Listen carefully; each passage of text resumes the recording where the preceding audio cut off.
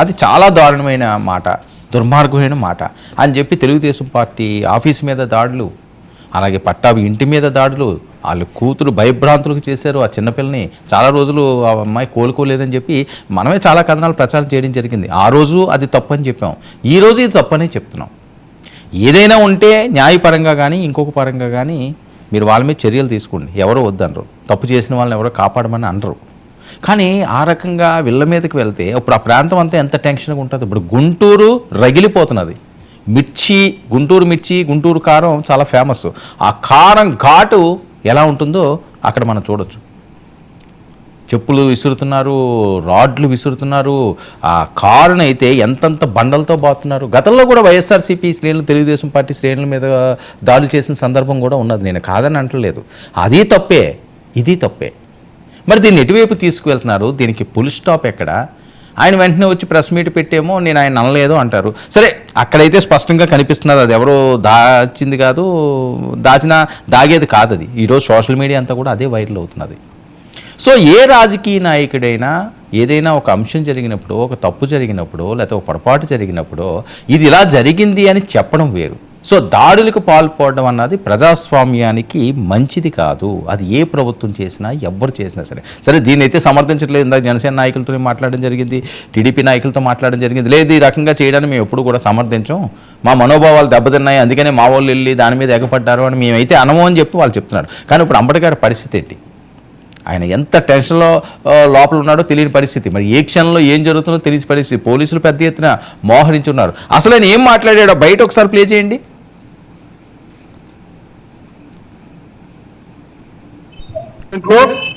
నేను చంద్రబాబు అనలేదు, నన్ను అన్నవాళ్ళని అన్నాను. నేను అక్కడ అన్నారు లేదు. నాగరాజు నువ్వు కూడా ఉన్నావు కదా, నన్ను తిట్టారో ఏదో చెప్పు. నువ్వు సాక్ష్యం చూడడానికి భయపడతావు. నన్ను తిట్టారో ఏదా? ఆ తిట్టిన ఆగు, నన్ను ఇందాక వచ్చింది ఒక లేదు అంటే వాళ్ళు తిరుగుతుంటే ఆ స్వరావతి ఆగండి. ఒక మానవుడిగా తిట్టకూడదు నేను వాళ్ళని. వాళ్ళు నన్ను తిట్టొచ్చా? నేను తిట్టాను కాబట్టి అది ఫోకస్ అయింది. అది కూడా స్పర్ ఆఫ్ ది మూమెంట్. తిట్టి ఉండాల్సింది కాదు, వాళ్ళు ఎవరైనా సరే తిట్టి ఉండాల్సింది కాదు. కానీ ఆ క్షణంలో టెంపర్ లూజ్ అయ్యారు. అది నా వాస్తవాన్ని ఆవిష్కరిస్తున్నా. చంద్రబాబు అరెస్టుకు భయపడి చెప్పట్లా నేను. ఇది నా పొద్దు నుంచి పీకుతుంది నన్ను మనసులో. ఎందుకురా ఇలా బూతులు మాట్లాడాను? ఆ లేడీస్ నన్ను తిట్టి కానీ ఆ లేడీని ఎందుకు బూతులు మాట్లాడాను? అక్కడ ఉన్నటువంటి కార్పొరేటర్ ఎందుకు బూతులు మాట్లాడాను? ఇంకొక రాజులు పిచ్చుకొచ్చారు కదా, నేను అడుగుతా ఉన్నానయ్యా, మిమ్మల్ని అందరినీ అడుగుతా ఉన్నా. ఇంతమంది పోలీసులు ఉన్నారు కదా, ఒక్కరి దగ్గర రాటు తీసేసుకున్నారు వెనక్కి, ఒక్కరి దగ్గర కర్ర తీసుకున్నారు వెనక్కి, తీసుకోరా? నన్ను మాత్రం చంద్రబాబు అరెస్ట్ చేయమని అంట. వాళ్ళ అబ్బాయిని చంద్రబాబు అరెస్ట్ చేస్తారంట. నేను పారిపోనాయా, ఇంట్లో ఉంటా, వచ్చి తీసుకెళ్ళను అన్నా. ఇందాక వచ్చారు ఇంట్లోకి, బరబరబర వచ్చారు ఆ వంశీ సిఐ. మళ్ళీ ఏమంటే ఇప్పుడు వద్దా అనుకున్నారేమో, మళ్ళీ వెనక్కి వచ్చారు. అరెస్ట్ చేస్తే, కోర్టులో ప్రొడ్యూస్ చేస్తే, రిమాండ్ చేస్తే రిమాండ్కి వెళ్తాను, జైల్లో ఉంటాను, మీ సంగతి తెలుస్తాను చంద్రబాబు, గుర్తుపెట్టుకోమని కూడా మనం చెప్తున్నాం.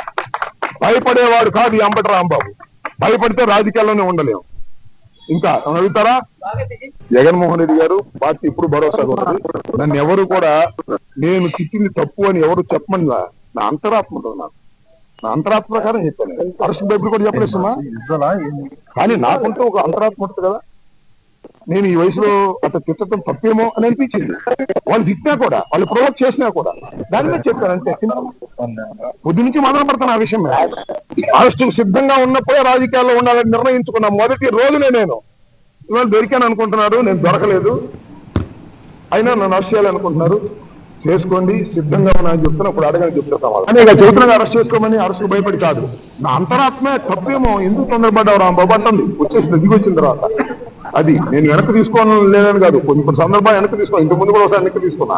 అది నా అంతరాత్మకు సంబంధించిన అంశం తప్ప ఈ కోన్కిస్కా గొట్టంగాళ్ళు బెదిరిస్తేనో, ఈ కోన్కిస్కా గొట్టంగాళ్ళు క్షమాపణ చెప్పమంటేనో చెప్పే పద్ధతి కాదు. నాకు నా అంతరాత్మ నన్ను యాక్సెప్ట్ చేయలేదు, కానీ చెప్తున్నారు తప్పే ఉంది. ఎందుకంటే నాకు వచ్చే నాకు కూడా గవర్నమెంట్ లో పనిచేసే కదా, నాకు కూడా సమాచారం ఉంది. చంద్రబాబు ఆదేశించా అంట అరెస్ట్ చేసేయమని. సిద్ధపడ్డా సిద్ధపడ్డా నేను. వాళ్ళు ఇష్టం ఇక అరెస్టుకు సిద్ధపడ్డాను. నన్ను తిట్టాడు కాబట్టి అరెస్ట్ చేయమని చంద్రబాబు నాయుడు గారు డీజీపీని ఆదేశించాడు. డీజీపీ వాళ్ళకి ఆదేశించాడు. డిఎస్పీ గారు వచ్చాడు. లేదా డిఎస్పీ గారు ఎందుకు రాలేదు? గత్యంతరం లేక పిల్లిని గదిలో పెట్టుకొస్తే ఏమైంది? పులవుదా? అంతే, మేము కూడా పులి అవుతున్నాం. అంతకు మించి అరెస్ట్ చేస్తామంటే పారిపోవాలా? అరెస్ట్ చేస్తామంటే బట్టి ఆడాలా? అరెస్ట్ చేస్తామంటే యాంటిసిపేటర్ బీల్కి వెళ్ళాలా? అరెస్ట్ చేస్తామంటే దాక్కుల్ని ఎక్కడ వెళ్ళి దాక్కోవాలా? అలాంటి తత్వం కాదు నాది. ఫ్రమ్ ది బిగినింగ్ మొత్తం అని చెప్తున్నా. తెగింపు కాదు ఇది. పిల్లిని పెట్టి కొడితే పులి అవుతుంది. అదే మా పిల్లలన్నీ పుల్లు అవుతాయి. గుర్తుపెట్టుకున్నాం మనం. ఇది అంబటి రాంబాబు గారు. సరే, నేను ఆ ఫ్లోలో నేను అనేసారు. సరే, ఏదన్నా తప్పేనండి. ఒక మాట తొలినప్పుడు ఏదైనా తప్పే. కానీ ఆయన వెంటనే రియలైజ్ అయ్యాను అంటున్నాడు.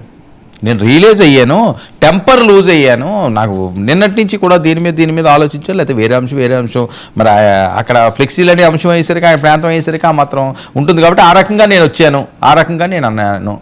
నేను వెంటనే రియలైజ్ అయ్యాను, అలా మాట్లాడకూడదు, నాకు తప్పు అనిపించింది అని చెప్పి ఆయనే మాట్లాడతారు. ఇది జరిగిన తర్వాత దాడి జరగడం. సో మరి ఇక్కడితో ఆగుతుందా? ఇందులో సామాజిక వర్గాలు ఇన్వాల్వ్మెంట్ ఉన్నాయంటున్నారు. దీన్ని ఆసరాగా తీసుకుని ఇంకా ఏమన్నా పెంచుతారా? సరే, అంబటికి అయితే ఇప్పుడు రక్షణ ఏమైనా ఉందా? పోలీసులందరూ కూడా అక్కడ ఆయనకి రక్షణ కవచంలా నిలబడ్డారా? లేకపోతే ఇంకా వేరే దాడులు జరిగే ఉంటుంది? ఎందుకంటే ఆ రకంగా దాడులు చేసి ఇంకోటి చేస్తే అది ఏ ప్రభుత్వం ఉన్నా సరే ఆ ప్రభుత్వానికే చెడ్డ పేరు. గతంలో తెలుగుదేశం పార్టీ ప్రధాన కార్యాలయం మీద, చంద్రబాబు నాయుడు గారి ఇంటి మీద దాడికి వెళ్తే ఎవరికి నష్టం జరిగింది? తెలుగుదేశం పార్టీకి ఆ డ్యామేజ్ అయ్యి ఉండొచ్చు, ఆఫీస్లో ఫర్నిచరో ఇలాంటివన్నీ కూడా. భారీని మూల్యం చెల్లించుకున్నది వైఎస్ఆర్సీపీ. ఇది గుర్తుపెట్టుకోవాల్సిన అవసరం ఉంది. ఈరోజు దాడి చేసాం, లేకపోతే ఎమోషనల్ అయ్యాం, లేకపోతే ఇంకొకటి అయ్యాం, మా నాయకుడిని అంటే మేము ఊరుకోం. ప్రతి ఒక్కరికి కోపాలు ఉంటాయి. కోపాలు ఉండవని కాదు, తనకి అభిమానమైన వాళ్ళని ఎవరన్నా ఏమన్నా అన్నారు అంటే అది తట్టుకోలేరు, ఆ రకంగా అటాక్లకి వెళ్తారు. కానీ గతంలో ఏం జరిగిందో ఒకసారి గుర్తుపెట్టుకోవాలి. ఎవరన్నా సరే ప్రభుత్వంలో ఉన్నవారు మరింత బాధ్యతగా ఉండాల్సిన అవసరం ఉంది. ఆయన తప్పు చేశారు, దానికి ఏమైనా చట్టాలు ఉన్నాయి, లేకపోతే ఏమైనా సెక్షన్లు ఉన్నాయి, మీరు యాక్షన్ తీసుకోండి. అంతేగాని దీన్ని ఆసరాగా చూసి వేరే రకంగా మనం డైవర్ట్ చేద్దాము, ఈ సీన్ని అటాకులు చేద్దాము, లేకపోతే ప్రాణహానులు కలిగిద్దాం, ఇలాంటివి ఏవైనా కానీ జరిగినాయి అంటే అది కూటమికే ఇబ్బంది. పెద్దలు ఇందులో కలగజేసుకోవాలి. ముఖ్యంగా అంబటి రాంబాబు గారికి రక్షణ కల్పించాల్సిన అవసరం ఉంది. ఇంటి దగ్గర లోపల ఇంట్లో మరి ఎవరున్నారో, వాళ్ళ పిల్లలు ఉన్నారో, ఇంకా చిన్న పిల్లలు ఉండేలాంటి వాళ్ళందరూ ఎంత భయభ్రాంతులు గురవుతారు. ఆ ఏరియా అంతా కూడా ఇప్పుడు ఎలా ఉంటుంది? నిప్పుల కుంపట్లో ఉన్నది, ఎక్కడి నుంచి ఏమవుతుందని. ఎందుకంటే ఇవన్నీ కూడా సెన్సిటివ్ విషయాలు. ఎవరో వెళ్ళి ఒక 2-3 అటాక్ చేస్తున్నారంటే ఇంకో 10 మందికి ఫోన్లు వెళ్ళి అంటే మేము వస్తూ ఉంటారా అని తండోపతండాలుగా తరలి వచ్చేస్తారు. అది చాలా ప్రమాదకరం. మరి దాన్ని ఏ రకంగా కట్టడి చేస్తారో చూడాలి. ఇవే ఇష్యూస్పై ప్రైమ్ డిబేట్ కొనసాగుతాం. మనతో పాటుగా